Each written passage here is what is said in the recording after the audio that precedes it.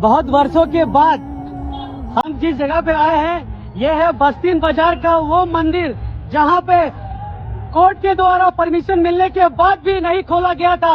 बोला गया था कि यहाँ पे खून की नदियाँ बहेगी। आज बीजेपी सरकार आने के बाद और ये मंदिर आज खुल चुका है। यही वो मंदिर था जो ममता की गवर्नमेंट थी तो उन्होंने रोका था, और आज है ये बीजेपी का तलाश। जय श्री राम।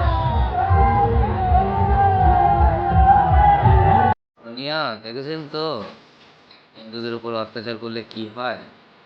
আশা করি সেটা আপনি এখন বুঝতে পেরেছেন, তাই না? আমাদেরই জায়গা, আমাদেরই ঠাকুর, আমরা পুজো করতে পারবো না। বারবার ধরে হিন্দুদের উপর এরকম বারবার এরকমভাবে অত্যাচার আপনি করছেন। এখন তো আর যদি ছাড়বো না বলে কিছু হবে না, ওরই তো আপনাকে ছাড়তেই হবে। কী ভেবেছিলেন যে হিন্দুরা কোনোদিন উত্তর দিতে পারবে না?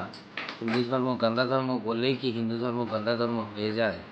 আপনি কি ভেবেছিলেন?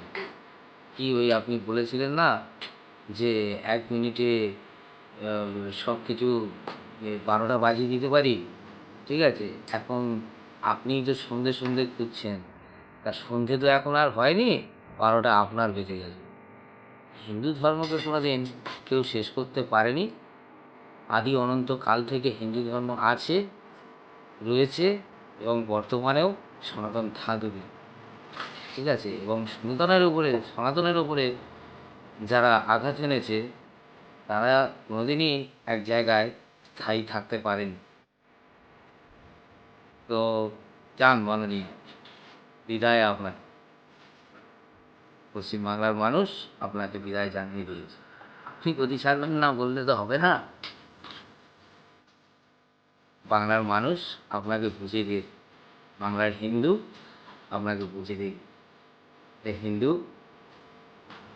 সনাতন কী, ধর্ম কী।